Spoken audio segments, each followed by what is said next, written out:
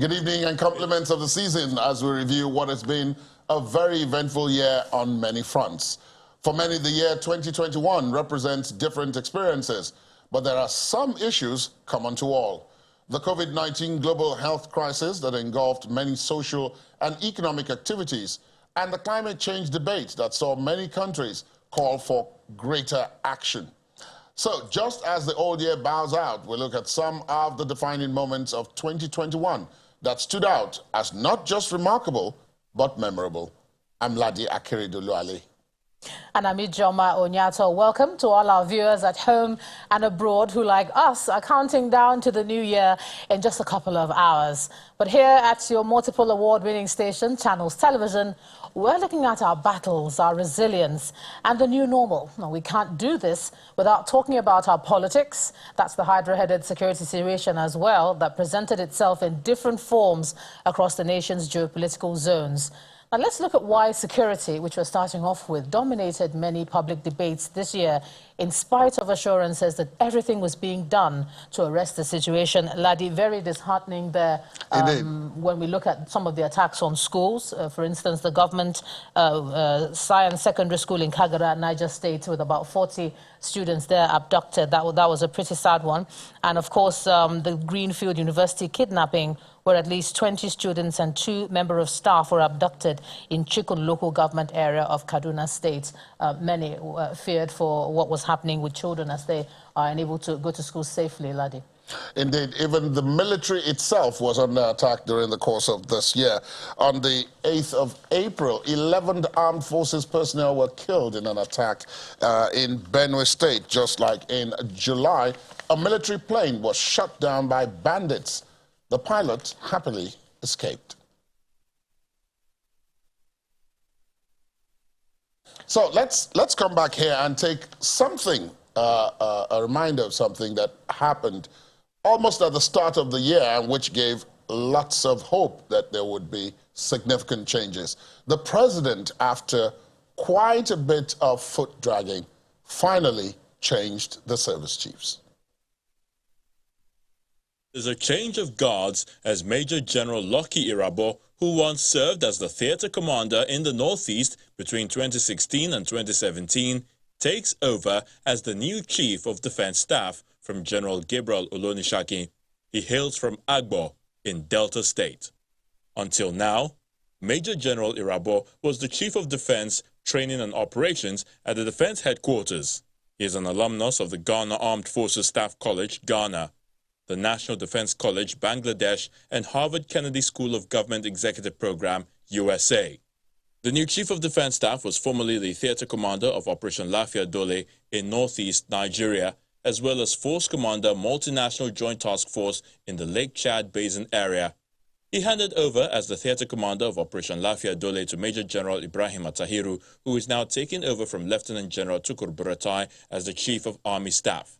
Until his appointment as Theater Commander, General Atahiru at various times served as Director, Army Public Relations, Brigade Commander, 43 Battalion, Calabar, and GOC 82 Division, Enugu. For the Navy, Rear Admiral Awal Zubairu Gambo is the new chief. He was born on April the 22nd, 1966, and hails from Nasarawa local government area in Kano State. He enlisted into the Nigerian Navy on September the 24th, 1984 as a member of Regular Course 36 and was commissioned sub-lieutenant on September the 24th, 1988. Until his elevation as the Chief of Naval Staff, he was the Director of Procurement at the Defense Space Administration. The new Chief of Naval Staff holds a PGD in Transport Management and a Master's in Transport Management, both from the Ladoke Akintola University of Technology. He's also a member of the Nigerian Institute of Management, Fellow of the Chartered Institute of Shipping, Fellow of the Institute of Corporate Administration of Nigeria, as well as a Fellow of the National Defense College, South Africa. Air Vice Marshal Isiaka Oladayo Amao, who takes over as the new Chief of Air Staff, was born on September the 14th, 1965 in Enugu. He hails from Oshogbo local government area of Osun State, southwest Nigeria. He enlisted into the Nigerian Air Force on January 9, 1984 as a member of 35th Nigerian Defense Academy Regular Course and was commissioned as pilot officer on December 20th, 1986. Until his appointment, he was the Commandant, Armed Forces Resettlement Center, Lagos. A seminal moment in what many hoped would be a better year, given the fact that some changes were made. But let's talk a little bit about the security situation as it were in 2021. And for that, we're being joined virtually first by the immediate past, well, now, not immediate past because there have been two after him, the past Chief of Army Staff and now Ambassador of Nigeria to Benin Republic, Lieutenant General Tukur Buratai. I understand that General Buratai is joining us virtually. General, thank you for your time. Welcome to the program. Thank you very much, Leadi. Pleased to have you. We're also being joined from our Kano studios by Brigadier General Sani Usman, who is a former spokesman of the Nigerian Army, and from our Abuja studios by a retired Deputy Inspector General, as he then was in charge of operations of the Nigerian Police, Joshek Habila. I hope I got that pronunciation correct. Thank you, gentlemen, for joining us on the program. Good evening. Thank you for having me on the program. Let me begin with you, General Buratai. So, at the time that the service chiefs were changed, of course, in that report, you were one of the outgoing service chiefs. What do you make of what has happened since you left, in spite of that change, shall we say? Well, thank you very much, Leadi. You know, when you talk of military leadership in our context, especially, it's a continuum. The same officers have been operating within the same environment, within the same headquarters. I know very well, you know, from the background you gave of the Chief of Defense Staff, John Irabo, was one-time theater commander, is a well-known fellow who has made his mark in the theater. Similarly, General Tahiru, and then now we have Yahaya, who has, you know, the last appointment was the theater command. And then if you see Gambo, Vice Admiral Gambo, he's an experience. He's been in the naval headquarters and different, you know, operation areas. Very importantly, also the Chief of Air Staff, Amao, also has a very good grounding in the Northeast operations, especially and across the country.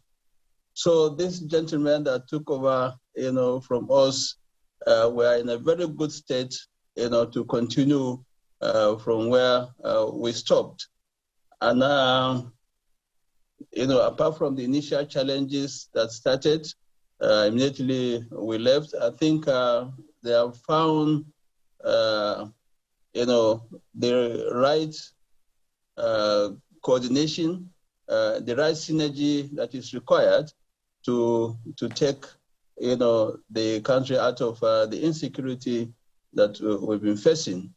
So by and large, I think change are inevitable. There is a situation whereby you must always have new hands, fresh ideas that will come. We have played our part, and we did it, you know, patriotically, diligently, and to the best of our ability. And we left, you know, quite proud and happy that things were stable, and they are still stable, despite intermittent attacks here and there. But I believe this crop of service chiefs, they are up to the task. They are no strangers to the security situation and, of course, the armed forces. Yeah, let me bring it to you, General Usman, in our Kano studio. I know you're listening to the conversation now, and yes, there was that change of guard, but the attacks continued, even though, sparsely, but they were still there. If you were to talk about what the biggest achievement in terms of security has been this year, what would it be, seeing as the average person just hears the attacks and feels the brunt of it?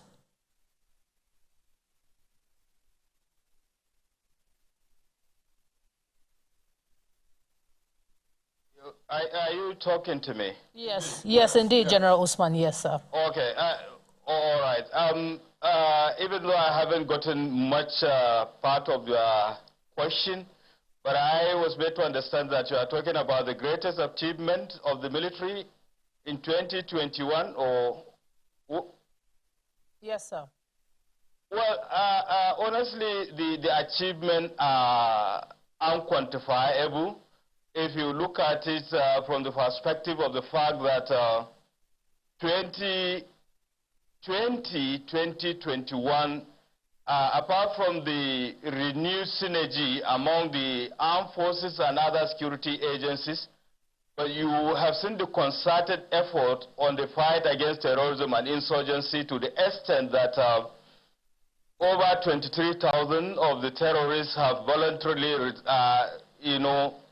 surrendered. This is most unprecedented, and I think it's a good achievement in the sense that the ranks of the terrorists have been greatly depleted, to the point now they have resorted to recruiting child soldiers, knowing fully well the Nigerian military is professional and they respect human rights, so they cannot in any way, shoot these child soldiers. We know that they are in disarray. So this is a good achievement. Remember also the fact that two of their key leaders have been out of circulation. They have been killed. So that is an achievement. And apart from that, there is kind of inject of military weapon and equipment. As you can see, despite the fact that what happened in Sokoto, but I think the security forces rose to the occasion, and to the point that they were able to kill several of the bandit leaders and destroy many of their camps, and of course they are still pursuing them.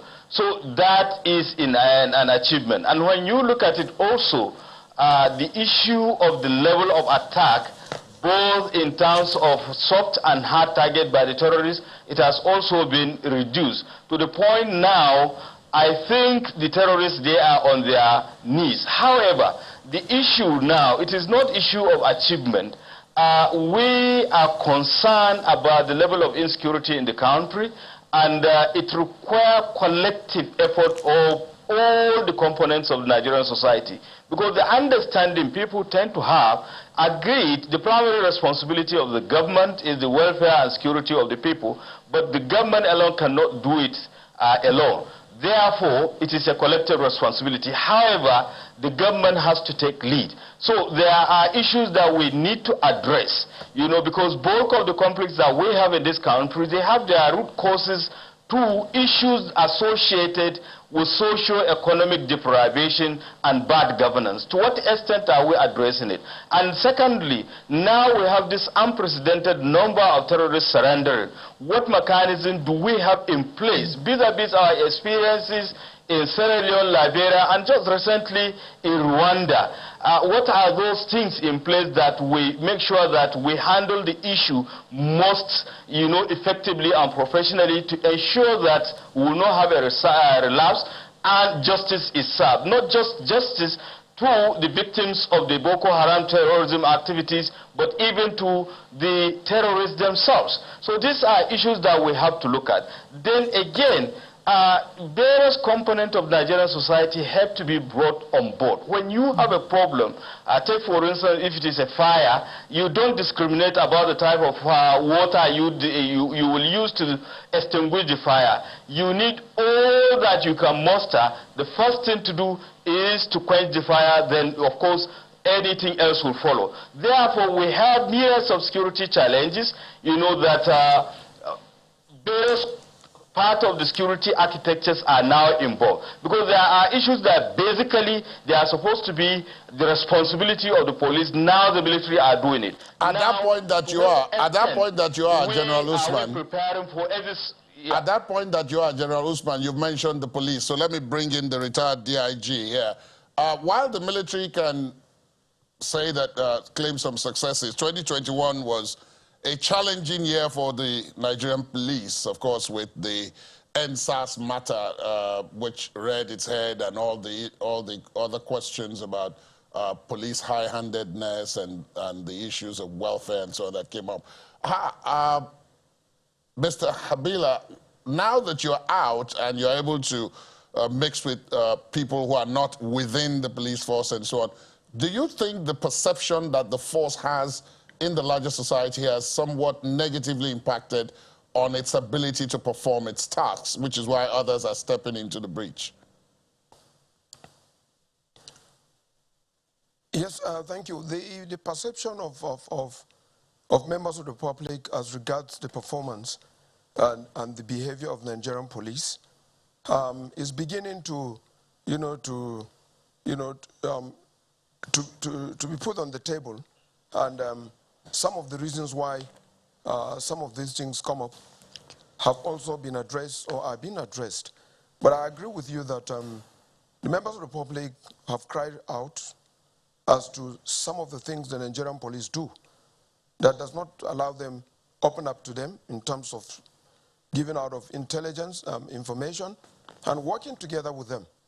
Because the truth about security is that it's a local thing, and those who perpetrate this crime and criminality do not just come from the blues. They walk through the members of the public and mix up with members of the public and get to do what they want to do in that community. I think that the Nigerian police issues are being addressed, and the image and values of the Nigerian police is being addressed. And I can say now that there is a concerted effort to ensure that members of the public and the Nigerian police must work together, because members of the public are those that would give information and intelligence to the police to be able to perform. And so the Nigerian police is aware that there are certain things that has bring them or made them have some level of departure from the public. And I think this has been addressed, and I hope also that this will be taken serious when some of the shortcomings are being addressed as the government have put on the table. All right, DIG, just like I know I was going to ask you about improved welfare, because we did hear the announcement of the 20% increase for January. We'll talk about that on the other side. We've been discussing internal security. We also have external security and aggression that we'll also look at on the other side of the break. Do stay with us. There's lots more to come as we review 2021. Welcome back, everyone. As we review year 2021, our battles, resilience, and what's become the new normal. We're having a conversation there on security, where we have in our Kano studio Brigadier General Sani Usman. We also have via Zoom Lieutenant General Tukur Buratai, and of course in our Abuja studio, retired DIG Habila Josak, who we were speaking to just before we took that break. So I will stay with you to give us a response there regarding welfare, because I know that that was a happy moment sometime this year when the announcement was made that there would be a 20% increase in the welfare packages for the police. Is that what it's going to take when you look at the average policeman, one who you are yourself? Is that what it will take for the kind of policing we need to see moving forward? Yes, what the government have said that it will do and what it has started is going to boost the morale of the men. It's also going to address some of the issues that have been a big challenges. Some of these allowances were there in the past when we all joined. But because of the lean resources, some of those things just went. But for government to bring them back, it's going to motivate the men. And the men, I believe that is going to take them up and ginger them. And I think that it's a very good moral boosting, and it is timely, and if implemented, is going to raise the morale of the men, and the activities and successes will be recorded. Let me come to you, General Buratai, and ask, given the fact that you have been, of course, at the apex of one of the services, and you were for quite a while, and now you've had the opportunity to carry out some sort of review since you left. Going forward, moving into year 2022 now, obviously, because you acknowledge that there are still gaps, that, you know, there's still this sporadic attacks and so on, what do we need to do, what do we need to focus on to be able to remove, as it were, those gaps? Well, thank you very much, Daddy, once again. Well, I'm very happy to state that one very important thing that needs to be done in 2020 is the need for the synergy that is already going among the armed forces to be further consolidated. So far, the successes being achieved is a result of a very strong coordination between the Army, Air Force, and of course the naval elements in the Northeast especially. And equally, there is need for further coordination of the intelligence. Intelligence is very, very important. Very important. There are certain key factors that should be looked into, especially when you look at the issue of geofencing and also geomapping. Although geofencing is more of a technical nature, but there is need for more coordination in that respect. The issue of geomapping is more of tactical, and this, if it is well coordinated with the troops, especially on the ground, both in the Northeast and the Northwest, I believe there will be a lot of progress. But very importantly, the non-kinetic aspect is very important. The states where most these incidents of insecurity is taking place, they really need to carry out more of the non-kinetic aspect. Related to this is also further intelligence. There must be disconnect, or the terrorists, the bandits must be disconnected from the people. This is one of the major problems that the insecurity in the country that has continued to persist. One is that religiously, there is strong religious affinity between the people in the town and the bandits or terrorists in the villages or in the bushes and the forest. And although that is not feasible for it to be disconnected, but there should be more de-radicalization and further education of the impact or the consequences of terrorism or banditry or kidnapping in the society to the people who really live in town, so that they don't support the bandits or the terrorists that are in the bush. The connection in terms of the ideological affinity or the indoctrination in terms of the ideology, it must be severed.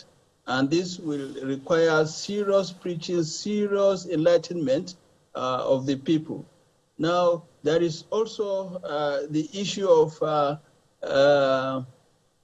economy or the benefits where the people in the town get. The ordinary truck pusher, fetches firewood, and he supports them in the bush by ferrying foodstuff, provisions, including water and fuel. This must be severed, because if these bandits or terrorists or kidnappers don't get these supplies, they won't be able to operate, they won't be able to do much. And with the military action or the police action, if it is further complemented with the non-kinetic activities, assure you there will be a lot of progress. Similarly, also, there is the issue of the criminal aspects. There is nothing that happens, probably either, especially in the towns, smaller villages, or in the cities, without connivance.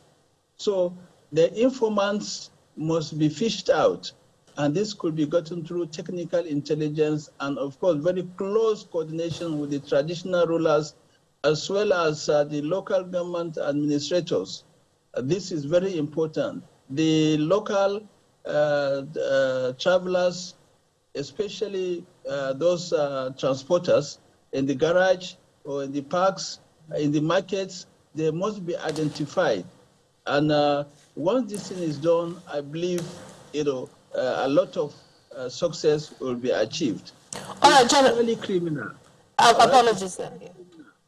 Apologies. Unless the aspect is removed, we will continue to have this challenge. But I believe, in terms of the military, they are prepared, and a lot of equipment have come in, and the synergy has improved.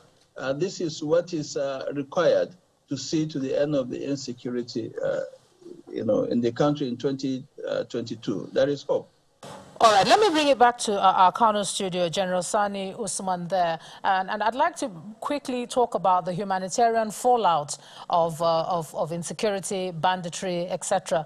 If you look at the Africa report for 2020, there's a lot of concern about displaced persons and what happens to them when they're asked to go back to the areas they originally ran away from, particularly when there isn't much of a security arrangement for them and there's a lot of fear. Do you see us coming into the new year with a better plan for those who, unfortunately, are on the receiving end of being displaced? Definitely, I won't speak for the government, but I think it is something that is needed most urgently. I had made reference to the fact that we have 23,000 surrendered Boko Haram terrorists and their families. We have to critically examine what sort of plans do we have for their rehabilitation, de-radicalization, and reintegration into the society. Apart from that, if you go to the northwestern part of the country, a lot of people have been affected by the activities of the bandit kidnappers. They have been displaced from their ancestral homes. They are now internally displaced persons in various schools and facilities. I think the most important thing is to ensure that we deal with this security issue squarely, to the point that these terrorists and bandits and kidnappers do not constitute the threat they constitute. And of course, the people will have to make adequate arrangement, not just for their security, because a lot of them have lost their means of livelihood. To what extent are we going to support their, socio-economic, reintegration back into the society? This is very important.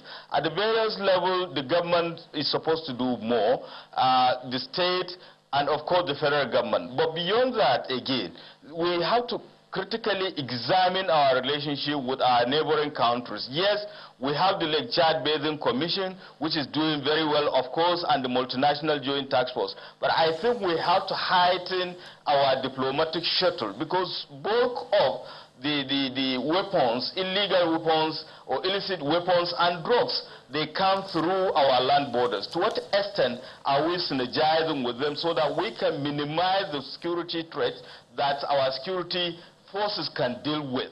Then His Excellency had made reference to other issues that had to do with governance. I think we just have to make sure that the local government system is working. Otherwise, we'll just be moving around in cycle, because they were playing a very important role, being the third tier of the government. To what extent are they prepared, being closer to the people, to perform their functions effectively is very important, because whatever arrangements you have, if you have not strengthened this institution, particularly the local government system, will still be falling back. Then again, the military and security forces are doing marvelously well. They need to be assisted more, particularly in terms of their civil-military relations and humanitarian activities, because some of them, they eke it out of their own meager resources to assist. Therefore, the government should have an effective mechanism. I know we have Humanitarian Affairs Ministry, we have the Emergency Management Agency. I think we need to synergize and have a locally based solution to this problem, particularly in the Northeast and the Northwest, so that in it's just a matter of tomorrow, when we enter 2022, we are going to have a better arrangement for these internally displaced persons to go back, not just the issue of security, physical security, but other security, because security is all-encompassing. If somebody is hungry, if somebody is unemployed, the fact that you secure him from physical attack does not, preclude the fact that he or she is insecure. So these are the issues that we have to take into consideration also. That is it. This is a conversation that is ongoing. We'll probably continue to have it well into 2022. But let me thank the former Chief of Army Staff, now Nigeria's ambassador to Benin Republic, Lieutenant General Tukur Buratai, for your time. Thank you very much for joining us. Brigadier General Sani Usman, who was in our Kano studios, and retired Deputy Inspector General of Police, Chishak Habila, who was in our Abuja studios. Thank you all, gentlemen, for your time today. We'll take a break, at this point. When we come back, we'll be discussing something else that affected everyone, and that is the health sector. Health, but we're resilient. Driving into Olu town at this time is like entering a ghost town. Shops are under lock and key, markets shut down, streets are empty, and residents locked up in their homes. All some can do is peep through their corridors. Security operatives only seen on patrol and at checkpoints at intervals. Although the directives of the governor on the curfew says it's between 6 p.m. and 6 a.m. dusk to dawn. But for fear, residents of Oluta are locked up in their different homes, taking these directives very seriously. The only people you see on the streets of Oluta right now are security operatives trying to maintain law and order. This is the popular Banana Junction. It used to be a beehive of activities, but due to what happened yesterday, it's been deserted and economic activities crippled. This is what is left of some of the properties destroyed, while bloodstains can still be seen outside some shops. Residents say they still live in palpable fear following the violence in some parts of the town on Monday. Some residents who spoke to Channels Television on the incident say all they want is peace, normalcy, and return of economic activities. We want movement this particular point in time, but we want peace. Then how can we restore that peace? It's only people in Olu that will restore the peace. Meanwhile, an umbrella socio-cultural group for Olu people, known as Oluzobi Cultural Union, has expressed concern over the ugly incident. While suing for peace, they call on the state government to, as a matter of urgency, ensure immediate evacuation of military and paramilitary men from Olu. Let us, in the interest of peace and mutual coexistence, eschew sentiments, bias, and negative primordial interests. Come together to resolve the issues, stop the killing, and ensure that peace and normalcy. Although the dusk to dawn curfew is still in place and security operatives on the ground to forestall further breakdown of law and order for Olu residents, all they want is an end to the crisis and freedom to carry out their daily activities. Iyitope Kuteyi, Channels Television News.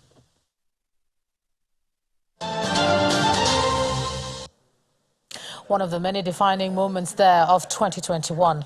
Well, Nigerians were in a hurry to see the end of 2020. Why? It was characterized by lockdowns and sit-at-home orders owing to the COVID-19 pandemic. But then 2021 brought another buzzword: vaccinations, new variants as well. And there's so much disappointment of many seeing that the variants have not yet come to an end. But let's look at the vaccination drive, how it began, starting with the executive example that was laid by the president taking his jab as well as the vice president. Emirates Boeing 777 conveying the Oxford AstraZeneca vaccines arrived at the Nnamdi Azikiwe International Airport, Abuja, just before noon.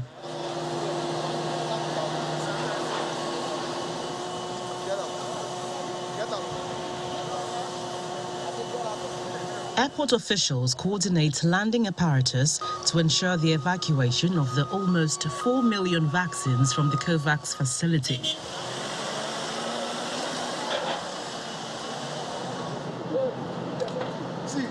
The consignment is handed over to the Secretary to the Government of the Federation, Mr. Boss Mustafa, who is accompanied by several members of the Presidential Task Force on COVID-19, as well as country representatives of various countries.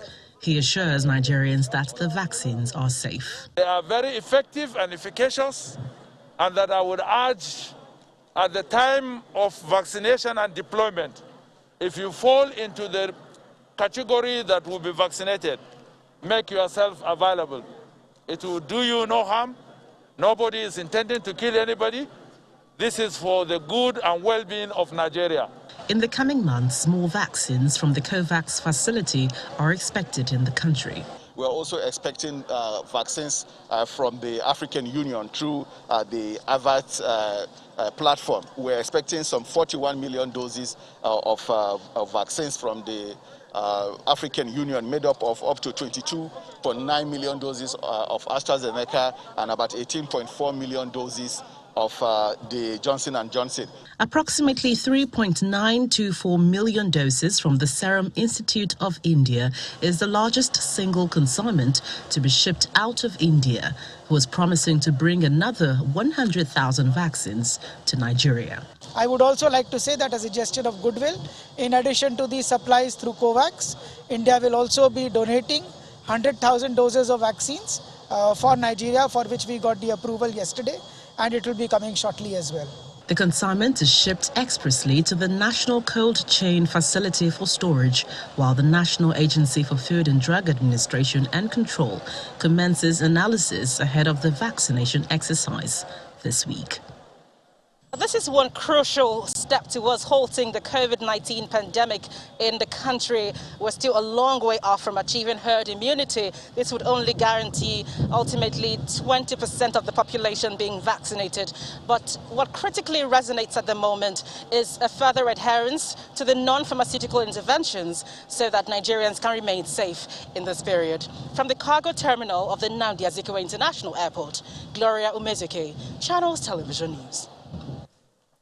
And of course, after the arrival of those vaccines, the president and the vice president have taken their own jabs, and we've seen a lot of people rush to vaccination centers to get their vaccines. But of course, the health conversation goes just beyond COVID-19, but looking at our health infrastructure as well. And for that, joining us from our Abuja studio is the Director General of the Nigeria Center for Disease Control, Dr. Ifedayo Adetifa. Thanks for joining us on the program. Thank you. All right, and we also have joining us via Zoom a senior lecturer of the College of Medicine, Dr. Alero Roberts. Thanks a lot, Dr. Alero Roberts, for joining us on the show. Thank you very much for having me. Dr. Ifedayo, let me start with you, Dr. Adetifa, I beg your pardon. No sooner had you come in that the Omicron variant now became an issue, and it's gone on from there. Just tell us what it's been like being at the helm of affairs. We know you took over, and what you're doing differently now. Well, yeah, it has been baptism by fire, sort of. Unfortunately, this is the reality we live in. Infectious diseases and outbreaks do not wait for you to be fully oriented in office before they emerge. And what I've had to do is to well, settle down and respond or coordinate response to outbreaks, including that of the Omicron variant that started in about November. You know, the question about doing something different, really, there is not a lot different to do because the disease itself hasn't changed. We have a different, you know, progeny or variant of concern, but the tried and tested principles still apply. Face mask would work whether you've got a new variant or not. So will physical distancing, so will avoiding crowding, ensuring ventilation. And despite the initial concerns regarding vaccination and the impacts it would have on this particular variant, vaccination still works, at least for the outcomes that are of the most interest, which is hospitalization and death. So we continue to do what we can in terms of surveillance and in terms of especially making testing available. What has been ramped up since I arrived is making available rapid diagnostic tests to complement the PCR test, all in a bid to ensure that there is more access to testing and we can identify as many of COVID cases as possible. Dr. Adetifa, yeah, one of the reasons I asked what is being done differently is because people appear to have lost their fear. I know initially when COVID came out, you'd find people with their face masks and there was so much palpable fear. But at the moment, even with the threat of something called Omicron, even though the WHO is yet to announce that, people still say, well, what do I do? So that's why I'm asking, moving into the new year, whether there should be a different set of protocols. What do you think? Oh, well, we have put in a few things just to sort of draw back attention to COVID and especially in the Yuletide period and help people to protect themselves and their loved ones. And so we started off by starting a campaign to celebrate the Yuletide, Christmas and New Year responsibly. And what that meant, or what that means essentially, is to remind people that uncontrolled, unmitigated transmission of COVID will lead to the emergence of new variants as we're witnessing. And what can happen is, because you have no control over what type of variant emerges, is that you can get a variant that is as transmissible as Omicron, or you can get a variant that is even more deadly, that will result in a lot of hospitalizations and deaths. And as part of celebrating responsibly, to ensure that people protect themselves, protect their families and friends, we also, working with colleagues in the MPHCDA, have used every opportunity that we have had to also encourage people to make use of every opportunity that is afforded them to get vaccinated, because most Nigerians are unvaccinated. Vaccination affords protection if you can get your full dose. If you've been previously fully vaccinated and received your second dose more than six months or more ago, then you are likely to benefit from booster doses, because it's been shown that the boosters sort of regain the benefits vaccines have against the Omicron if you've received your full dose more than 6 months ago. Let me come to you, Dr. Roberts, and take it from where Dr. Adetifa just stopped. Going into 2022, there are quite a lot of people who, as he pointed out, have not been vaccinated at all. And those who have been vaccinated, who thought that being vaccinated provided some sort of advantage, now get to hear about booster shots. And one of them pointed out that that means that for as long as this COVID-19 is around, we're going to keep having to get vaccinated. Is that a medical fact? That looks like it is a medical fact. Ladi, very nice to see you. Compliments of the season. Happy New Year. Dr. Adetifa, very nice to see you too after such a long time. Welcome to the hot seat. This is actually going to be a medical fact. There's nothing we can do about it. This is a new virus. Let's go back to the beginning. Let's go back to the ABCs of the science of this thing. This is a new virus the human body has never encountered. So whether we like it or not, it is going to take us a while, a couple of years probably, to build up all the immunity. But the same way we still get colds and catarrh, the same way we still suffer flu, it looks as if COVID is going to be with us for a very long time. However, this is what the important thing is. What the science has shown us is that the vaccination mitigates against severe disease and hospitalization. And that is really where we want to get to. Because after the devastating news, many families, and a single death is a disaster, many families encountered when loved ones got really, really sick and died. That is what we are trying to avoid. So we want a situation where everybody has access to the vaccine. Dr. Adetifa, over to you. You know I'm going to be at your back, and I'm going to be calling your name. You and your friends in MPHCDA. Whatever you have to do. We don't need 4 million vaccines. We need 200 million vaccines every 6 months. Make it available, and then leave us to make sure people get it. Because what we do not want is loved ones getting sick and then families falling all over themselves, trying to find the money, looking for oxygen, looking for bed, looking for doctors and nurses to care for their loved ones. This is a medical fact, and it's something we're going to have to live with going forward. Let me then ask Dr. Adetifa and move away from COVID for a second. Because the other thing that also appears to have happened in the course of 2021 is that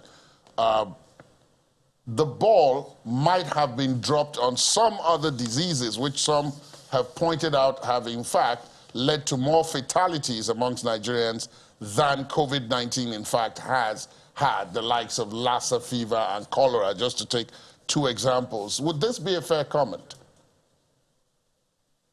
No, it'll be unfair. It's incorrect. The NCDC, even since I arrived, has responded to what became a generalized cholera outbreak. At different times, we were in anything from 10 to 13 states helping the response to cholera. So I'm not, one of the first things I said when I think first appeared on TV, which is Channels, is to remind people that the NCDC is not a COVID agency, that actually we have a mandate to look after all diseases of public health importance that includes endemic, emerging, or epidemic or pandemic conditions, and cholera happened to be one of them. Certainly this year's outbreak seemed a bit more severe and prolonged than in previous years, but we were with the states matching them with in terms of effort and in terms of incidence for every time cholera case was reported. So I do not think, I think that the news reports were mostly focused on COVID, and as I indicated in other places, I really would have liked to see a lot more being said about cholera, which now that it's mostly on its way out, it's in terms of deaths caused, is matched the number of deaths, at least direct deaths due to COVID. Okay, we have not dropped the ball on Lassa fever. Lassa fever, cerebrospinal meningitis are diseases that we look out for in the dry season, typically from November to May. We already had issued out advisories. We'd started off EOC's Emergency Ops Center operations for Lassa fever, just in preparation for the uptick in cases that we expected this time of the year. And we are looking at Lassa fever at the moment, and I would just like to use the opportunity again to say that, especially in the high burden states for healthcare workers, is we need to be careful. We need to remember that not every fever, body ache, and all the symptoms that people typically report for either malaria or that they are sure is what they have for particular conditions actually mean that they have these conditions. At the moment, you could have an overlap in symptoms between COVID and Lassa fever. So it's important that we all exercise as much care as we can and protect ourselves even while we look after patients presenting to the hospitals. And also for fellow citizens, I think some of the deaths we have seen reported, or cases reported of Lassa fever have a common theme that they are reporting late. So please report to the health center as soon as possible if you have any of the symptoms, fever, generalized body pain, excessive tiredness, fatigue, and the like. Okay, Dr. Defa, let me quickly introduce the National Coordinator of the Global Environment Facility Small Grants Program of the UNDP over there in our studio in Abuja as well, Ibironke Olubamiche. Thanks a lot for joining the conversation there. I know you've been waiting, and I know Ladi was saying that we perhaps should stay away from COVID because that's where the conversation has been. But it's going to be difficult because much of the work that's been done on climate action, even if you look at COP26, revolved around what sort of aid small and vulnerable states can be given to respond to COVID. I don't know whether that's kind of overshadowed some of the work you do. You tell us. Thank you very much for having me here this night, and Merry Christmas, and wishing everyone a prosperous 2022. You too. Well, definitely. I mean, there's nothing really that is of global concern or that will not also affect what we do in terms of environment and livelihood enhancement in the communities. And what we have seen, of course, in the course of our work since the COVID issue started is a drastic change in the way people even accept or even respond to whatever we are trying to give to them, take to them in the communities, and even as far as environment is concerned. And one of the things that the communities at first complained about when the issue of COVID came was because we had to carry out a kind of a survey to know how COVID is affecting the work, both with the NGOs that we're working with and the communities who are the beneficiaries. And the challenge is the issue, one particular one is the issue of water, because many of the communities don't have access to water. I remember a particular project site in Benue State that they have to go overnight to go and fetch water. Before when they get to the other communities where they will fetch water, they have to stay there and wait until the communities are okay before they fetch their own and go back.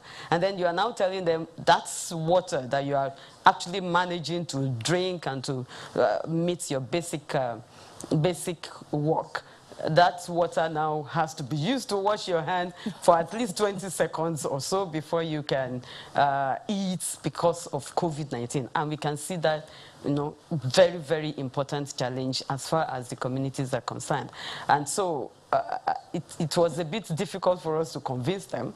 But of course, when they hear the news of what is happening in the cities and how people are dying and whatever is happening, then, of course, the next question to them is, okay, what do we do? How do you help us? So we try as much as possible to find little ways, small ways, to be able to ensure that these people have access to water as much as possible, and then also to try to change their paradigm shift. Because many of these people... Let me interject at that point. Okay. We've got to take a break at this juncture. When we come back, I'll allow you finish that and then ask you about the whole issue of how far we had gone in 2021 with climate change itself and what you expect will happen in 2022, but that's after this time.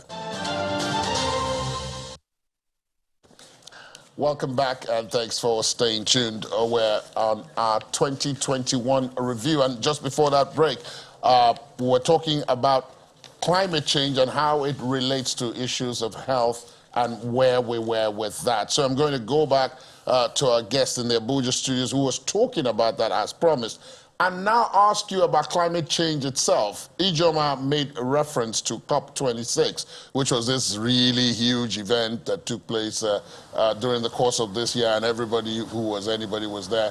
And there were quite a number of people who were surprised that Nigeria was making an appearance, because it doesn't seem as if climate change is anywhere on our agenda.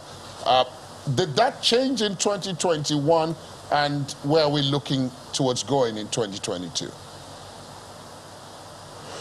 Thank you very much for the question. And yes, I would say yes, because it's not possible, again, for any country to sit on the fence as far as climate change is concerned. It's a global issue. It affects everybody in the city, in the villages, in the communities. So it is not... we're not looking at business as usual again.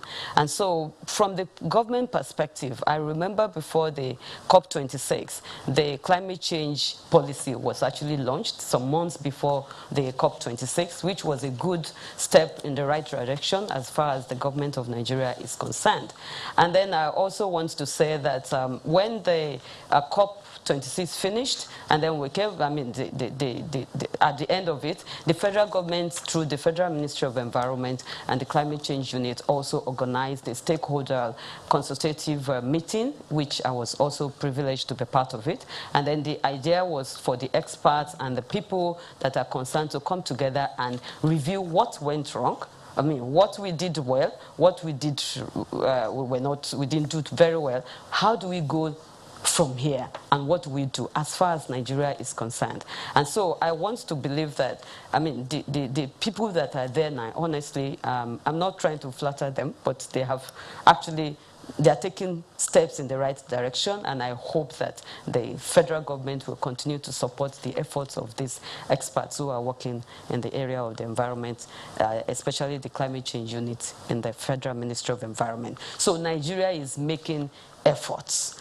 If that effort is enough or it is not, is another question. But we're making effort, they are making effort, and we hope that the federal government will also put resources into whatever, because if Mr. President made a very huge and ambitious promise at the COP26, that Nigeria is going to become a net zero by 2030, and that is a huge and ambitious one. And we hope that, well, as far as Nigeria is concerned, honestly, if we have the right mindset, the political will, we can make so much progress. That's what I want to say. Dr. Roberts, let me bring this back to you, Dr. Alero. You're joining us there via Zoom. Just taking it off from what the last guest has said about making efforts and mindset, and I'm bringing that back to medical research. Reason, because it's 2 years into the pandemic, and we keep hearing there are efforts, being made to get some indigenous cure, like an African vaccine for an African, shall I say, variant. Where are we with that? We do hear that people come up and make bold claims, but nothing seems to have come out of it. I don't know.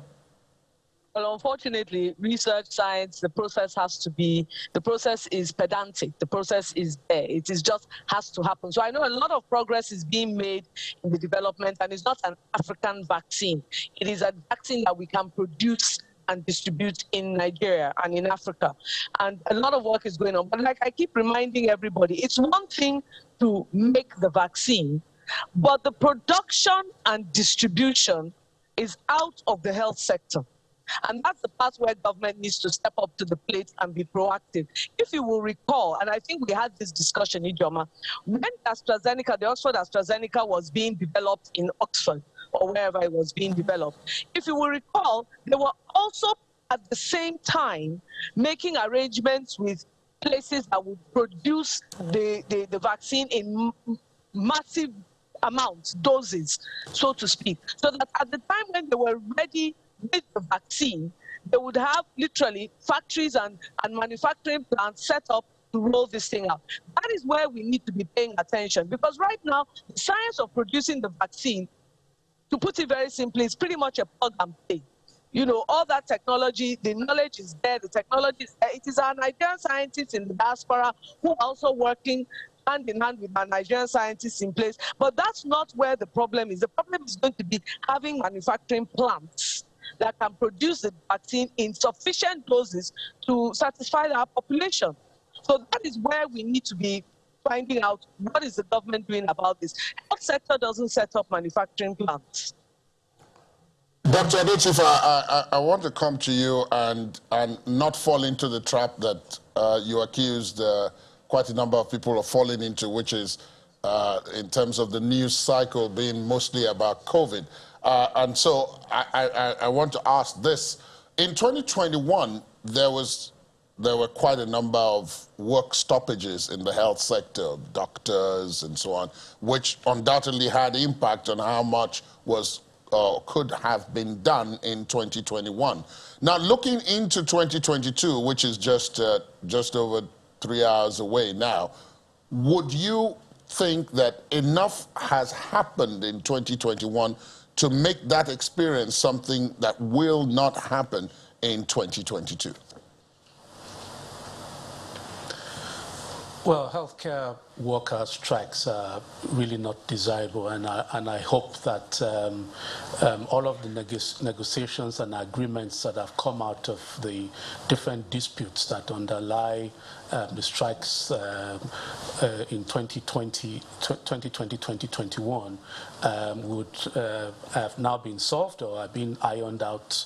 Remaining details have been ironed out to ensure that we do not have any or do not have as frequent healthcare worker disputes or strikes in 2022 as we did in 2021. Well, your answer sounded a bit diplomatic, but I raise it because, and I raise that because, of course, you are in a position of authority. But let me then ask the same question of Dr. Roberts, because we can hear her laughing. Yes, and she is one of those workers. Is there enough on the plate, do you think, for us to achieve sufficiency in vaccine distribution and getting people immunized and having them guard against all these other diseases we've spoken about in 2022 in terms of ensuring that there are limited, if not no work stoppages? Laddie, you are troublesome. That's my problem. You like to ask the difficult questions. It's good. It's very good because you know me, I'm going to say it as it is. The truth of the matter is, we heard about a week ago, 805 new Nigerian doctors have joined the UK workforce.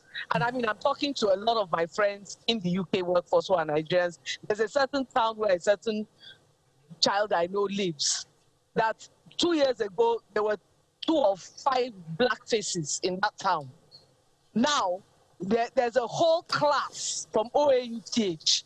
There's a whole class, R5, who have now relocated to that town. How do you want to build a health sector without doctors, without nurses, physiotherapists, pharmacists, medical lab scientists? How do you want to do it? How would there not be work stoppages? How would there not be dissatisfaction in the health sector? While we are paying attention to so many, I mean, we're not paying attention to the things that need to be paid attention to in the health sector. Right now, the health sector needs to be the blind of the administration, and they need to do everything they can do to make sure the health sector is happy. From cleaner to clinician, the entire health sector needs to be pampered like a bride to make sure that we can deal with some of these things. Because the next thing that's going to happen, 2022 will come, people will be dissatisfied. There are already rumblings in a certain union that shall not be named. Because if anything happens and you attend to only the doctors, other unions are going to say, are we not part of the health sector? So no, I don't think enough has been done. That's the bottom line. Okay. I simply do not think enough has been done to make sure that the gaps that COVID has shown in the health sector are being addressed. Okay, Dr. Roberts, I'm going to come to you now, Ms. Olubamise, for your closing moments there. Let me put it like that. I know Dr. Roberts is passionate about the health sector, asking it to be pampered like a bride. You're passionate about environment. What would be your last statement, let me put it that way, as we round up? And could you do that in 60 seconds? Okay, thank you. Try and do that in 60 seconds. Thank you, Ijoma. And well, what I would say is that I tell everybody that cares to listen Gone were the days when somebody would say, give me a proof that the environment is changing. Give me a proof that this is happening and that we have to do something about the environment. And I tell people today, you don't have to go to the lab again to be able to prove that the environment is changing, to be able to prove that the climate is changing. And we have to do something about it. What everybody, every other sector, every other area in the world depends on is the natural resources, be it industry, health, anywhere, businesses, everybody depends on the environment in one way or the other. And we have found out that business as usual will not take us to where we ought to be or get us what we need to get. And so everybody, whether educated or not, needs to have a paradigm shift that we have to do something to protect the environment. Yes. We have to do something to protect the nature, the natural resources that we have. And then the climate is changing. Everybody now knows that weather pattern is changing and all that. And so people need to know what to do from the individual level to group, to companies, to the government, and the global world, which is part of what the COP26 is all about. So all right, we're going to have to say.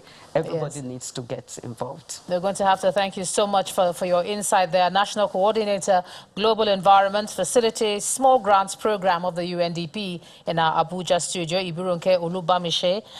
And also to thank the DG of the Nigeria Center for Disease Control, Dr. Ifedayo Adetifa. Thank you so much for the insights and welcome to the hot seat, as your colleagues have mentioned. And also Senior Lecturer, College of Medicine, Dr. Alero Roberts. Thank you so much, Dr. Roberts, for joining us on the program. And compliments of the season and a Happy New Year.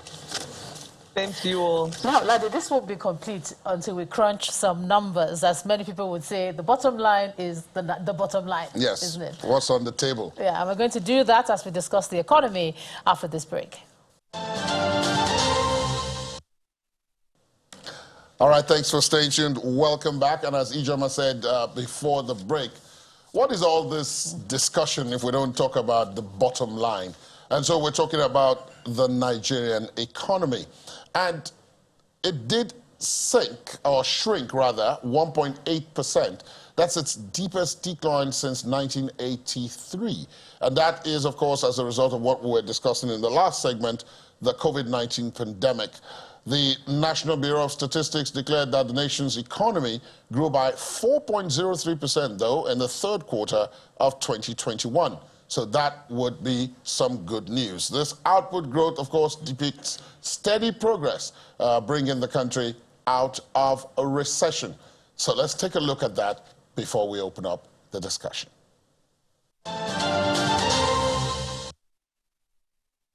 Okay, let's start the discussion then with Mr. Bismarck Rewane, of course, who joins us. Mr. Rewane is the Chief Executive Officer of Financial Derivatives Company. Thank you so much for your time and compliments of the season. Same to you. Dr. Muda Yusuf, thank you. A familiar face, just like Mr. Rewane. Thank you so much for your time. They're both in our Lagos studios. We also have, of course, joining us from Kano. IJ, you want to do that honor? That's right. Joining us from our Kano studio, we have Kabir Ibrahim. He's the National President of the All Farmers Association of Nigeria. Thank you so much for joining us, and compliments of the season to you. Same to you, thank you. So and then, yes, we have please one go more on. person joining us via Zoom, Ladi, because obviously talking about the economy, we're also looking at infrastructure, but we'll introduce him shortly. Ladi, carry on. All right, then. Mr. Rewane, set the stage for the economy for us in 2021. Okay. 2021 was what we call the ups, downs, and the bumpy road. Economics has moved from just being a data science to being a well-being science. So one thing is to have strong data, but you must also have the well-being of the people. So the question is, in 2021, we had some good news. We also had some difficult times, but we also have some challenges. So let us start. I'm going to take the country and viewers through 14 items that were strong, right? Let's start from that.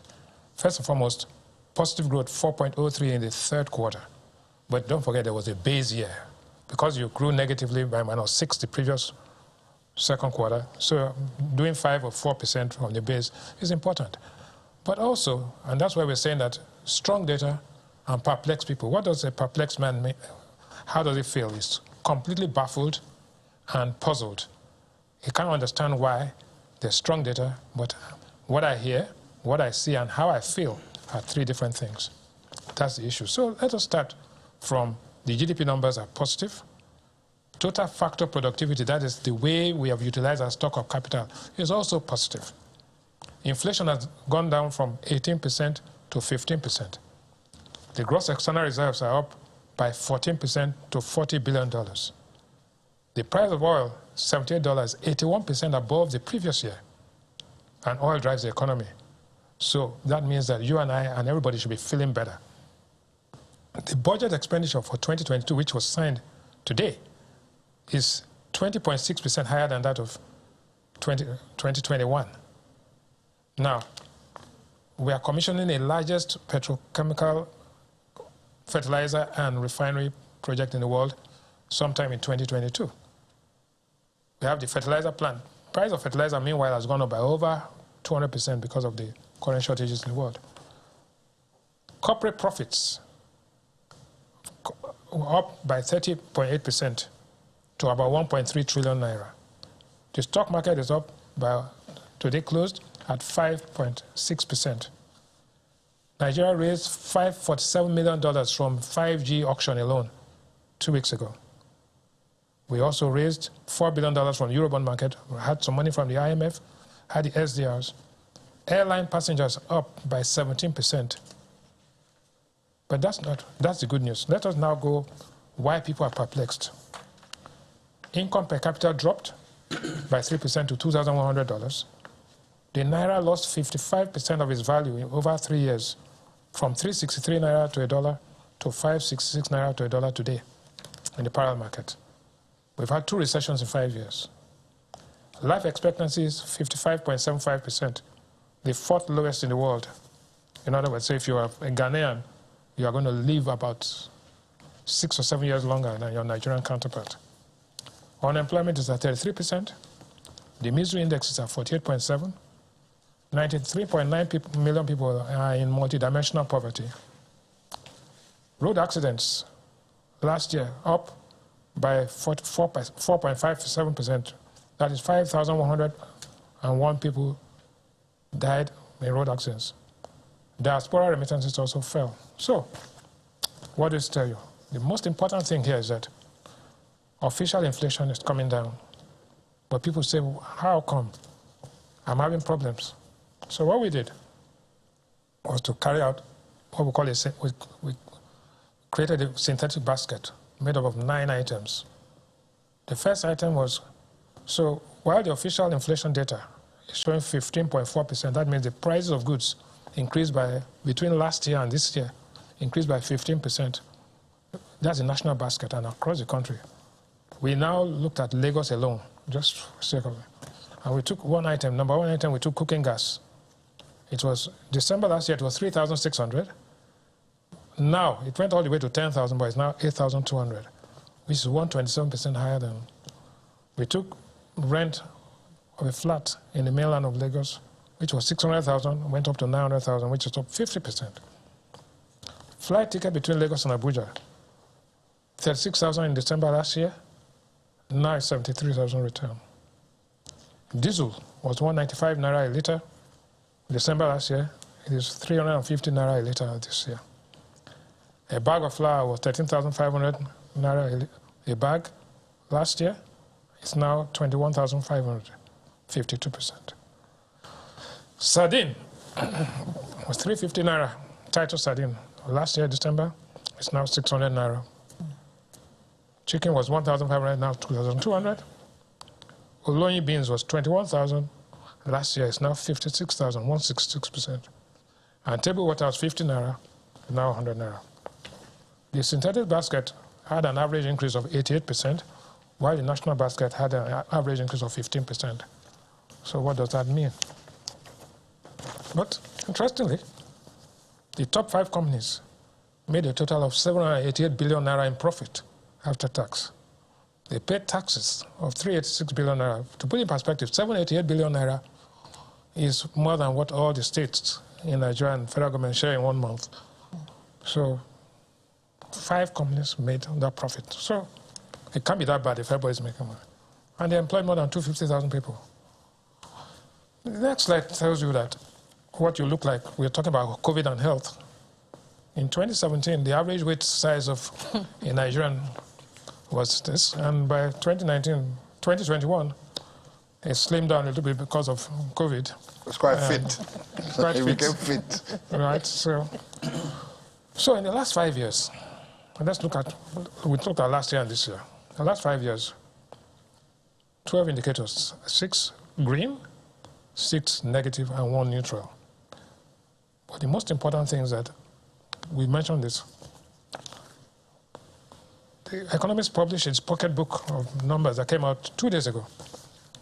The fastest growing cities in terms of population in the world. Of the 20 fastest growing cities in population in the world, 5 are in Nigeria. The fastest growing city in terms of population in Nigeria and number 5 in the world is Nnewi. Population has grown by 29.6%. Abuja, 28.4%. Uyo, 28.3%. Port Harcourt, 25.6%. Onitsha, 24.9%. Lagos is not even on the list. No, Lagos is depopulating. People, it's hard to survive here. In Lagos, you spend 1,080 hours a year in traffic. And that comes to, if your average lifespan is 55 years, you spend 6 years of your life in traffic by living in Lagos. So, Nigeria, the sleeping giant being awakened, good news is that Nigeria's GDP is $432 billion. It's largest in Africa. 19% of African GDP is Nigeria. African exports, 20% come from Nigeria, and imports, 17% come to Nigeria. So, when you look at the countries that we compare ourselves with, Nigeria is still the largest GDP, and its growth rate is 4.03. So, compared to South Africa, Ghana, and Angola, Nigeria is not doing badly at all. Now, big elephant in the room is the currencies. When you look at the currencies of Nigeria, of African countries, we took 4 of them. Angola, oil producing country like Nigeria. In the last year, they are the only ones that their currency appreciated. They appreciated by 13%. But over 3 years, the Angolan currency has dropped by 83%. The Nigerian currency has dropped by 55% in value in 3 years. Ghana, 25%, and South Africa, 9%. So, the point is that Nigeria has more exports than these countries. Why will this currency be weaker? Because there are some structural problems, and that is it's work in progress. And now, what's going to happen next year? First half of the year is economic policies and reforms. Second half of the year is politics, politics, and politics. Then we looked at do the elections have a negative impact on economic activity? Normally it happens because investors are worried. But if you look at Nigeria in 2015, the graphs show you that 2015, when there was an election, actually the economy was a bit unstable. In 2019, it did better. So the Nigerian economy defies electoral. And why is it going to defy? Because this time, the election is probably going to be more transparent than it was because of technology. Edo State, Anambra State, and all the elections are showing that people have to be accountable. It is easier to govern properly than to bribe people. So there's no guarantee that the people you are bribing are going to vote for you. So we have 2 scenarios as we close out this presentation. One is the bullish scenario, where the price of oil goes up to $120 a barrel, production up to 1.9 million barrels, subsidies are removed, Dangote refinery and petrochemical were launched, the exchange rate appreciates to 520, inflation maintains the downward trend to 13%, and election spending boosts the economy. The impact is beautiful. There's the base case scenario where we say the price of oil stays at 80, production at 1.8, exchange rate appreciate because of proper management. We believe that the central bank will do the right thing, and the exchange rate will appreciate to 530. Inflation will rise first and then drop later on, and external reserves to decline because we are using to support the currency. So all we can say is Happy New Year. Okay, let me come to you, Dr. Yusuf, and take it from the Happy New Year. You've seen the stats. On some, I saw you nodding. On others, your head didn't move. And as someone who is now promoting private enterprise, from what you saw, is 2022 going to be the optimistic, the base, or the difficult scenario? Well, from the data that Bismarck showed, it's interesting, he talked about strong data and perplexed citizens. The whole essence of sound economic management is about people. The economy basically is about people. You'll be talking about the welfare of the people. You'll also be talking about the prosperity of businesses, particularly the SMEs. If you look at the economy on the score of these two critical parameters of measuring the impact of economic governance on people or businesses, it has not been very good. The economy was devastated by two major things, possibly three. One is inflation, and Bismarck said it. Of course, we talk about headline inflation nationally of 15.4% as at November. But if you look at the basket of things that the average person consumes, his data showed that we are talking about over 80% inflation. You know the implication of that for the purchasing power of the average people or average person. Incomes are not increasing. In some instances, people have even lost their jobs. And yet, we are faced with a situation where the purchasing power is being eroded to the tune of over 80%. You can imagine the shock, the impact of that. The same thing with businesses. Although the data showed that some big businesses did well. But many SMEs, of course, many of them are struggling to survive. Many of them, in fact, closed down. Many closed down because costs have so gone up dramatically, and there's a limit to which you can pass on the costs to your consumers. In many cases, the consumers just walk away. The consumers reprioritized their spending. So both on the SME side and on the welfare side, we have not fared well at all. So how do you find that balance in the economics? Because many times when you bring analysts, the average person says, it's fantastic on paper. It looks good, and those who know better tell us, this is the data, this is what it's saying, but they're hungry. And obviously this is January is just tomorrow. People are already thinking of school fees and all that. What sort of economics should we begin to transact to bridge that gap? You see, what is important in all of this is to connect this data to the reality of the welfare of the people. How do we do that? It's to look at all the key indicators. In economics, we have what you call economic growth and economic development. You have development parameters. How easy is it for people to feed? In Yoruba proverb, there's a Yoruba proverb that says that if you take food out of the problem of poverty, whatever is left can easily be managed. How is it can people feed? What are the factors impacting access to food? We have to interrogate that. Basic things and like healthcare.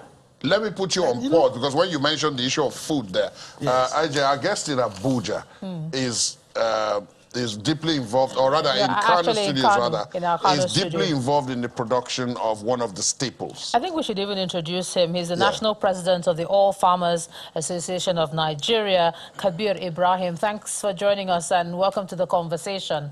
It's important that we also reach out to you to talk about this because of food.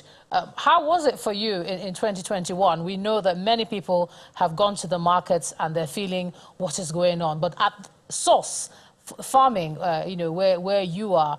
How have you been affected? Well, as a farmer, I also have to buy other things that I do not grow. And it happens to every farmer in Nigeria. There is skyrocketing prices of food, and we can fixate it to a number of factors. There are many threat factors that have caused this. COVID-19 is very important in this, and then with insecurity that in the beginning prevented our farmers from going to the market to produce optimally. Then we had climate change. NIMAT had advised on some things in 2021, and some of the farmers adhered to the advice, but others did not. So it's a gamut of things that caused food insufficiency.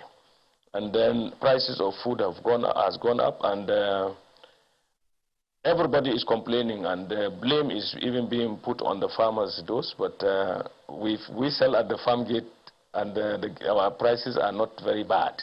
The middlemen are really making a kill here. But coming, to the reality of Nigeria, in all other sectors, and everybody is complaining. The report that we have from the experts, the economists, is a mixed bag of successes and failures. The average Nigerian feels the pangs of hunger and a lot of poverty. Therefore, whatever you say, you need to really explain it in such a way that I and several others would feel that the economy is working. If we can't buy food, we can't feed our families adequately, we cannot do the things that we would normally do, and some of them that we took for granted, we will always cry that things are not working. So, and food is a very fundamental issue here. Even though, the COVID-19 has brought with it a global problem on food, the food system all over the world is affected. You can see the efforts of the UN. The Secretary General convened a dialogue and launched it actually in September. The whole world needs to work very hard, and the farmers need to work very assiduously to be able to provide food so that we have food sufficiency and the ultimate food security that countries like Nigeria desire. So it's a work in progress, as the experts say, but there are many, many problems along the line, and we need to address them properly. There are a lot of incentives in Nigeria today, a lot of investments in agriculture and all that. And there is a policy that will be launched very soon, probably in the first quarter. And if it is implemented very well, I believe we will see some respite. 2021 has not been very, very good for most Nigerians. In fact, the challenges are so many that some people are beginning to lose hope. But we are hopeful that 2022 will be better. And especially if some work is done on the security or insecurity, as the case may be. Okay, Mr. Rewani.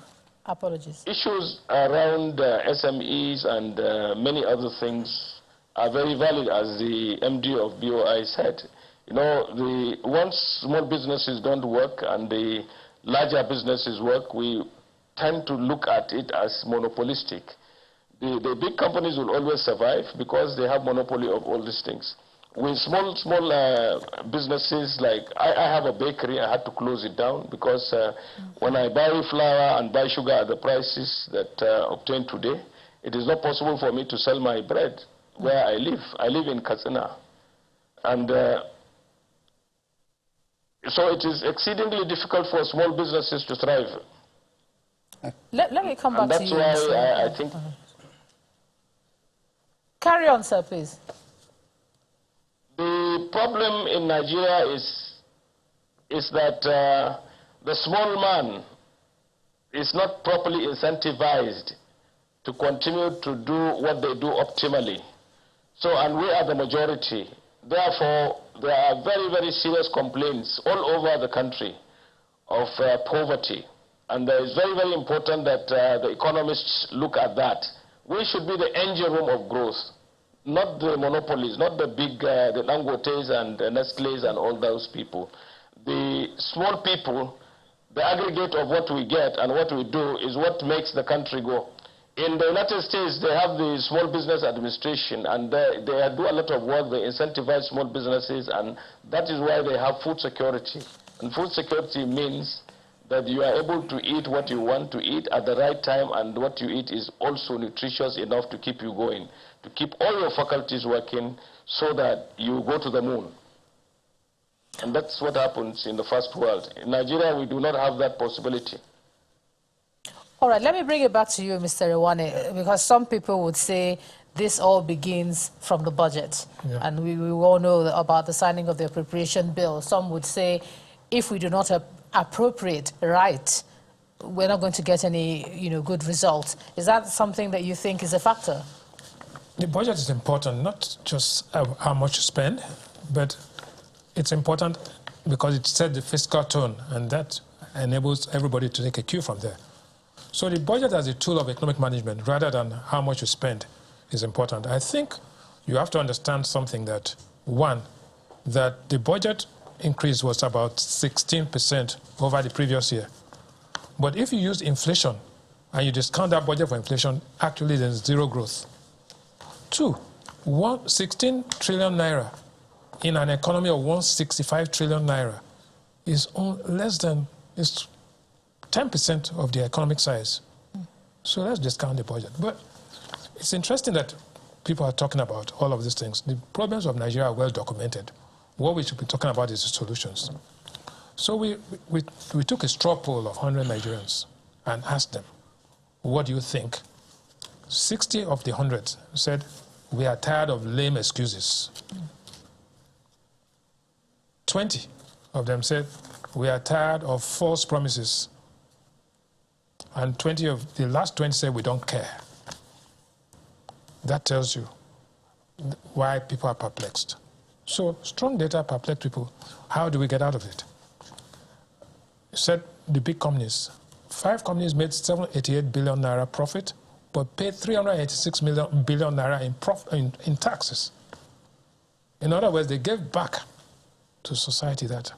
So we shouldn't say that the problems of the economy is because some people are making it and some people are not making it. No, but even the Bible says, the unto him who has, more shall be given. Unto him who has none, even a little, he has, shall be taken away.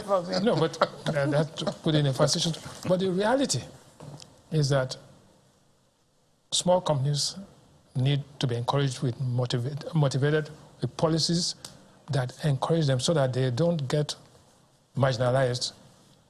The policies have to be consistent because the big companies will buy from the small companies to employ people, and these people who are employed are the ones that make sure that there will be no insecurity, right? So that is why we started off by talking about the good things that have happened, but converting those good things into action points to welfare so that this generation will live a better life than the previous generation, not the other way around. Mr. Yusuf, just quickly now, if you were one of the people who took that straw poll, what would you say? I know we need to run.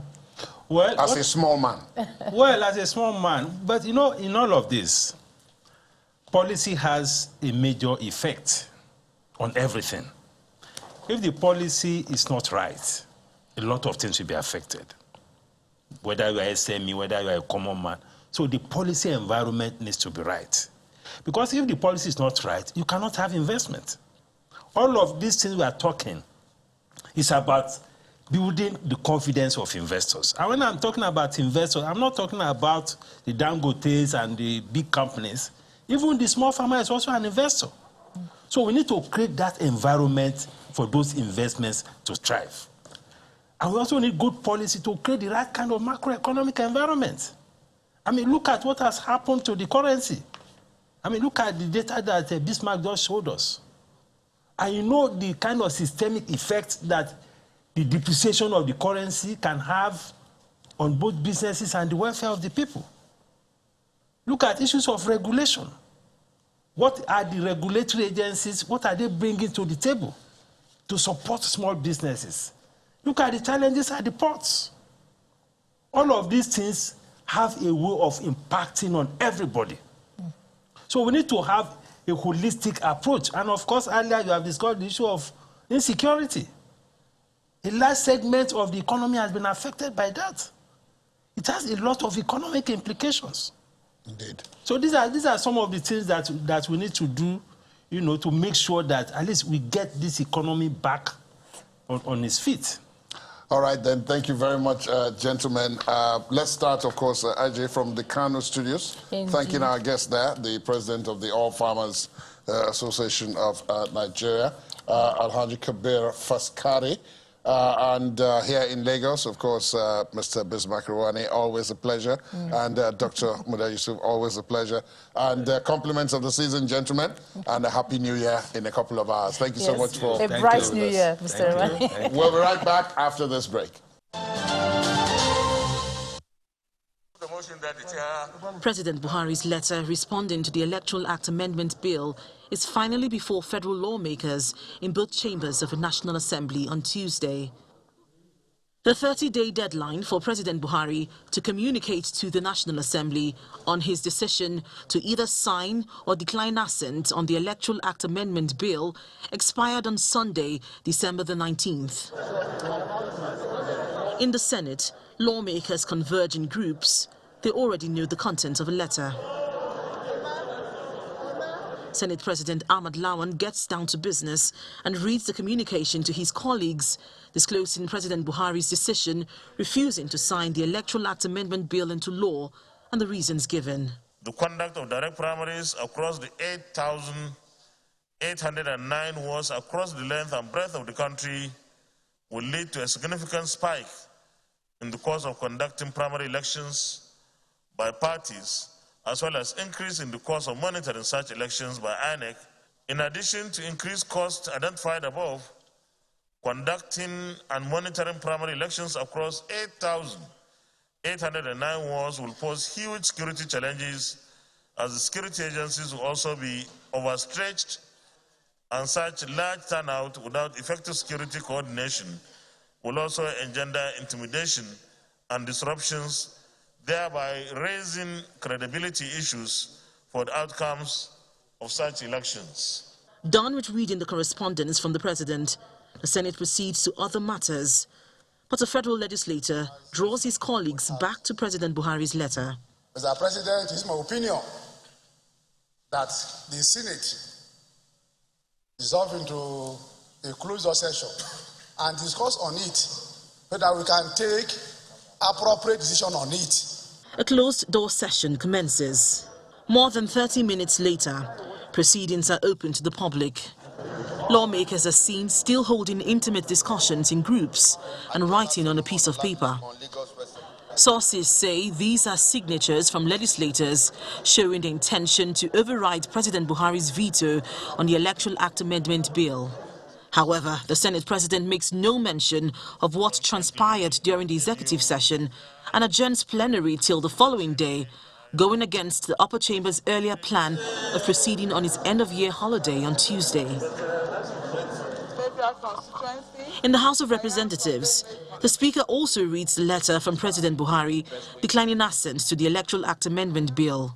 As it is now, that bill has not received presidential assent, and it falls to Parliament to decide the best way forward. As plenary progresses, a member raises a matter of privilege, urging the Speaker to guide the House on how to respond to President Buhari's letter.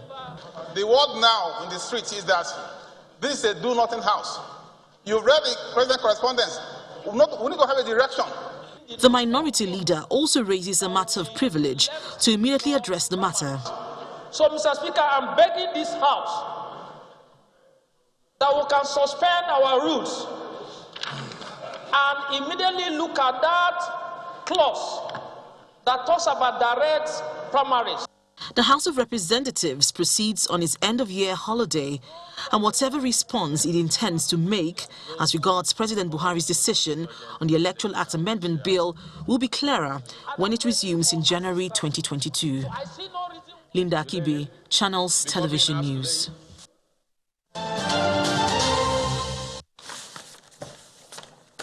Well, 2021 might not have been an election year, but intra-party politics hogged the headlines, with the main parties having leadership tussles on the field and even the courts. That's right. So, I mean, just to mention two things that happened. There were off-season elections, though, and that was in the case of Anambra, where we had the governorship election. And one of the things that happened also was the removal of the PDP national chairman. And also the introduction of the BVAS for the first time in that Anambra election. And just as we thought that was enough drama towards the end of the year, the Electoral Amendment Bill was sent to the president, and he sent it back.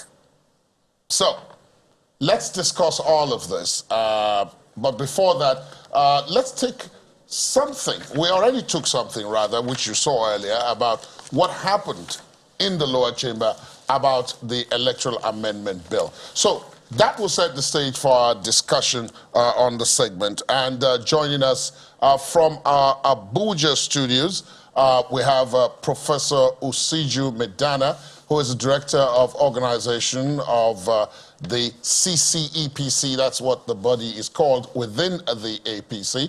Thank you for your time. Welcome to the program.